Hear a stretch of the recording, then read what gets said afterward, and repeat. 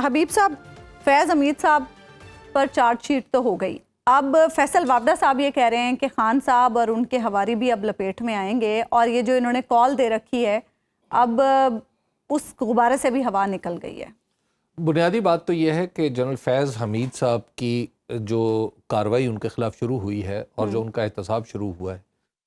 یہ پاکستان میں نہایت ہی خوشائند ایک چیز ہوئی ہے۔ اچھا، اس کی وجہ یہ ہے کہ پاکستان کے اندر عام طور پر یہ تاثر دیا جاتا تھا کہ اگر آپ جنرل بن گئے ہیں تو جنرل بننے کے بعد آپ ہر قسم کے احتساب سے بالا تر ہیں۔ آپ نے اگر کسی سے پیسے لے لیے تو آپ نہ دیں، کوئی مسئلہ نہیں ہے۔ اگر آپ نے کسی سے کچھ چھین لیا، قبضہ جما لیا، تو پاکستان کا قانون آپ کا کچھ نہیں بگاڑ سکے گا۔ اور اگر آپ کسی عہدے پر رہے ہیں تو آپ اس عہدے کی حساسیت کے عنوان سے اپنے سارے گناہ جو ہے وہ چھپا سکتے ہیں۔ تو ایک تو یہ ہے کہ پاکستان کی فوج میں یہ ایک رسم پڑ جانا، یہ روایت پڑ جانا کہ آپ D G I S I جیسے طاقتور عہدے پر ہوتے ہوئے بھی احتساب سے بالا تر نہیں ہوتے،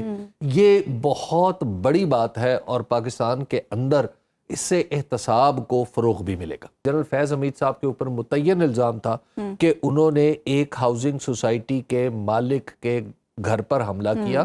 یا اس سے پیسے ایکسٹورٹ کیے، یا اس کو مجبور کر کے اپنے فائدے میں استعمال کرنے کی کوشش کی۔ تو یہ تو وہ چیز ہے کہ اگر اس کو خدا نخواستہ آپ اس جرم کی سزا نہیں دیتے یا اس الزام کی تفتیش نہیں کرتے اور تفتیش کر کے سزا نہیں دیتے تو آپ تو پاکستان میں پوری کی پوری اکانومی کا بھٹا بٹھا دیں گے کہ ہر شخص یہ سوچ رہا ہوگا کہ کوئی ایک بندہ اٹھے گا اور آ کے میرے ہر چیز پہ قبضہ کر لے گا، تو پھر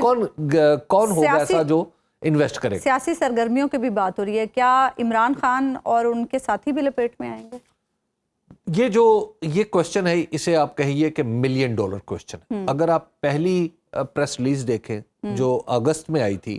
تو اس کا جو دوسرا حصہ تھا اس میں سیاست کا عنوان تھا جی، اور آج اگر دیکھیں تو آج بھی وہ دوسرے حصے میں سیاست کا عنوان ہے۔ پہلی جو پریس ریلیز تھی، اگر میں صحیح طریقے سے اس کو یاد کر رہا ہوں، تو اس میں کہا تھا کہ انہوں نے آرمی ایکٹ کی خلاف ورزی کرتے ہوئے پولیٹیکل سرگرمیوں میں حصہ لیا ہے، جی، حالانکہ 2 سال تک نہیں، آپ اور 2 سال تک آپ نہیں لے سکتے۔ تو آج کی جو پریس ریلیز ہے اس کا دوسرا حصہ یہ بتاتا ہے کہ 9 مئی سے جڑے ہوئے معاملات اور ملک میں انتشار پھیلانے کی جو کوششیں ہوئیں، اس حوالے سے ان کے امکانی لفظ وہاں پہ نہیں ہے کہ ان کے امکانی کردار پر تفتیش جاری ہے۔ جب تفتیش جاری ہے تو لہٰذا حتمی طور پر یہ کہنا کہ وہ کسی چیز میں ملوث تھے یہ تو بہت مشکل ہے۔ اور ہاں، اس سے البتہ یہ ضرور اخذ کیا جا سکتا ہے کہ فوج کی پریس ریلیز جب اس حوالے سے آتی ہے، اس پرٹیکولر حوالے سے آتی ہے،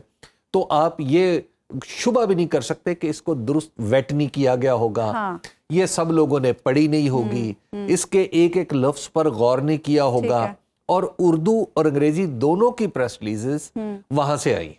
آئی ایس پی آر سے آئی، بالکل ایسا ہی، یعنی ترجمہ بھی ہم نے نہیں کیا اور انگریزی کو اپنے لفظوں کا جامہ بھی نہیں پہنایا۔ تو لہٰذا